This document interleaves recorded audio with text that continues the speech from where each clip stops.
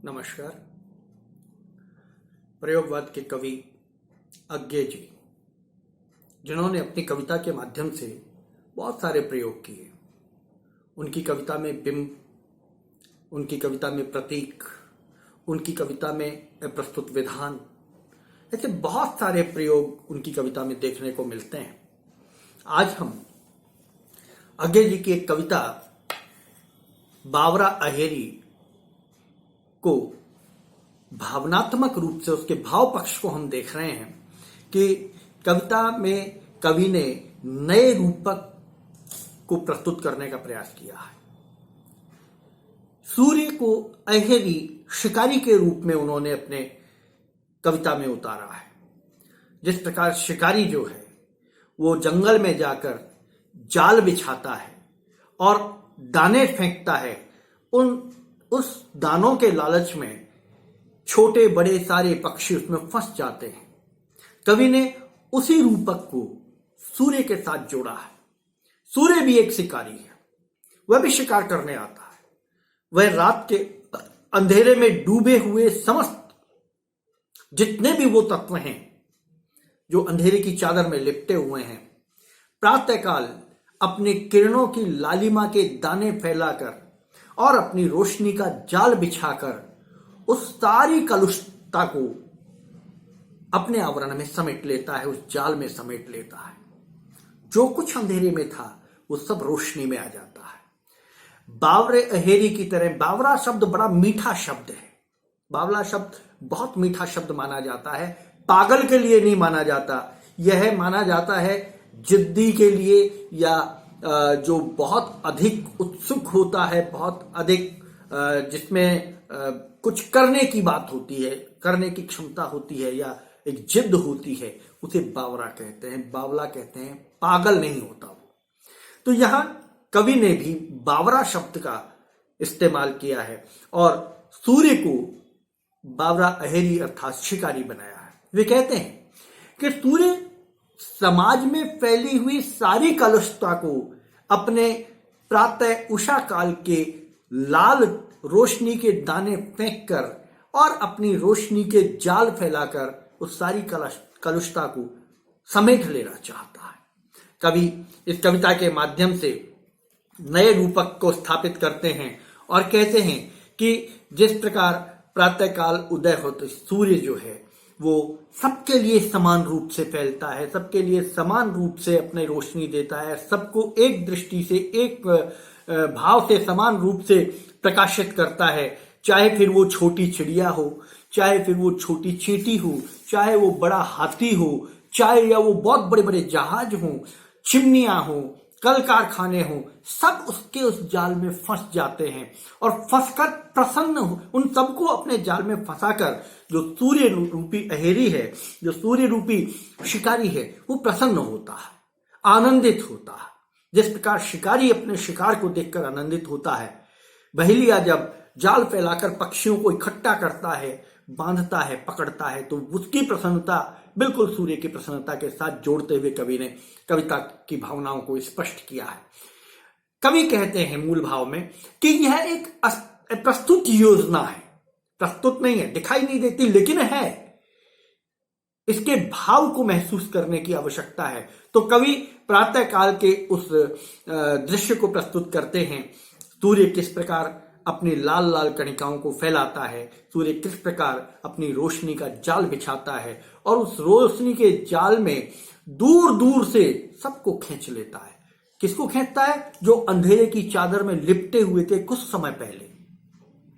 कुछ समय आप कल्पना कीजिए कि प्रातः काल की उषा की लालिमा है, रात अभी व्यतीत हुई नहीं, अंधेरा अभी व्यतीत नहीं हुआ, अंधेरा अभी व्यतीत नहीं हुआ, लेकिन लालिमा आ गई और लालिमा में धुंधला धुंधला सब कुछ दिखने लगा। धीरे धीरे वो लालिमा जो है वो समाप्त होने लगी, रोशनी होने लगी और सब कुछ स्पष्ट दिखने लगा।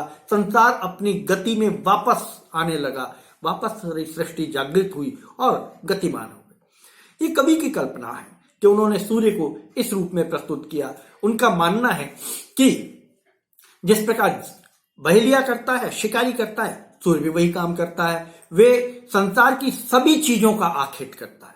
सूर्य जो है संसार की सभी चीजों का आखेट करता है, शिकार करता है। उन आखेट में क्या क्या आ जाते हैं? सब कुछ फंस जाते हैं। छोटी चिड़िया, मझोले परेवे, बड़े बड़े पंखों वाले पक्षी, आकाश में उड़ने वाले जहाज, मंदिर का कलश और त्रिशूल, बड़े बड़े सागर में लहराते हुए जहाज, मोटी मोटी चिमनी वाले बड़े बड़े कल कारखाने, और साथ में धूल के छोटे छोटे गुबार, इन सब को वो एक साथ अपनी रोशनी के जाल में फंसाकर सबको एकदम आनंदित कर देता है। यह सूर्य पागल अहेरी के रूप में कार्य करता है और साथ ही रात्रि का अंधकार बिल्कुल समाप्त हो जाता है। नई रोशनी जागृत होती है।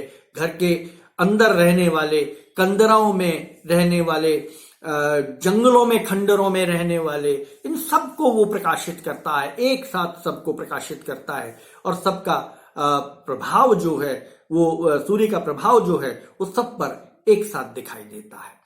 तो कवि जो है वो सूर्य को एक पागल बहेली, एक पागल शिकारी के रूप में प्रस्तुत करता है। और इसके माध्यम से कवि ने जो भाव व्यक्त किए हैं, कवि जो कहना चाहते हैं, वो कहना चाहते हैं कि मन के जो कलुष विचार हैं, जब ज्ञान रूपी प्रकाश प्रकाशित होता है तो मन के कलुषित विचार उसी तरह से समाप्त हो जाते हैं जैसे सूर्य के उदय होने से सारा अंधकार छट जाता है।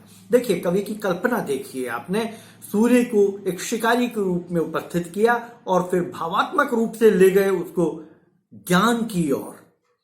ऐसा नहीं है कि प्रयोगवादी कवि केवल यथार्थ की बात करते हैं। प्रयोगवादी कवि यथार्थ के माध्यम से ज्ञान की ओर बढ़ने की बात करते हैं। और अज्ञे ने अपनी इस कविता में इस बात को स्पष्ट किया कि हम बाहर से तो शरीर को बेशक धो लें, खूब बहुत अच्छे अच्छे महंगे महंगे साबुन से धोएं, बाहर का मैल निकलता है, अंदर जो मैल है वो नहीं निकलता। अंदर का मैल तो जब मन के अंदर ज्ञान उत्पन्न होता है, जैसे सूर्य का प्रकाश फैलता है तो सृष्टि का कोई भी कोना अंधेरा नहीं रहता, चारों तरफ फैलता है। उसी प्रकार जब मन के अंदर ज्ञान फैलता है तो मन में भी कोई अंधेरा कोना, कलुषित कोना नहीं रह जाता। समान भाव से ज्ञान जो है वो पूरे आपके मन के अंधकार को समाप्त करता है। तो कवि इस कविता के माध्यम से इस बात को स्पष्ट करना चाहते हैं। वे कहते हैं कि सूर्य हमारे पूरे व्यक्तित्व को निखारता है, सूर्य हमारे पूरे व्यक्तित्व को परिभाषित करता है, और सूर्य एक प्रतीक है, सूर्य एक रूपक है, ज्ञान का रूपक है। जिस प्रकार सूर्य अंधकार मिटाता है, उसी प्रकार ज्ञान रूपी सूर्य जब मन के अंदर उदित हो जाता है, हम उसे स्वीकार कर लेते हैं, तो हमारे मन का अंधकार भी समाप्त हो जाता है। तो प्रातःकालीन सूर्य के माध्यम से कवि ने बहुत खूबसूरत ढंग से ज्ञान और रोशनी को रूपक के रूप में प्रस्तुत किया है। बावरे अहिरी के माध्यम से कलुष्य को मिटाने का काम कवि ने, मन के कालुष्य को मिटाने का काम, हृदय की कमजोरियों के निवारण का काम, साथ ही मानवीय ज्ञान चेतना को जागृत करने का काम, इसके अतिरिक्त मन के अंदर और जो बहुत सारे भाव हैं उन भावों को जागृत कर मानवीय अवधारणा को स्पष्ट करने का काम, समष्टिवादी होने का काम एक ही कविता के रूपक के माध्यम से, सूर्य के माध्यम से उन्होंने इस कविता में प्रस्तुत किया है। तो कवि अज्ञे की कविता, जैसे कि हमने इससे पहले की वीडियो में हरी घास पर क्षण भर में बात की, वो भी व्यक्ति से समष्टि की ओर जाती है, यह भी अंधकार से प्रकाश की ओर जाती है। तो कवियों ने, चाहे वो आदिकाल का कवि हो चाहे आधुनिक काल का कवि हो, मूल में सबके ज्ञान और चेतना है और समष्टिवाद है। कहीं भी व्यक्तिवादिता को किसी भी कवि ने प्रमोट नहीं किया है, प्रोत्साहित नहीं किया है। सबने समष्टिवाद को प्रोत्साहित किया है, समाज की एकजुटता को जो है प्रोत्साहित किया है और मानव के मन में ज्ञान की किरणें फैलाने का काम किया है। अज्ञे भी उनमें से एक हैं। बहुत खूबसूरत कविता है और बहुत महत्वपूर्ण है। यह प्रश्न भी बहुत महत्वपूर्ण है। प्रश्न अक्सर पूछा जाता है कि बावरा अहेरी के कविता के माध्यम से उसके भाव को स्पष्ट करते हुए कवि की मूल भावनाओं को स्पष्ट कीजिए। तो कवि की मूल भावना जो है समाज में जागृति लाना है।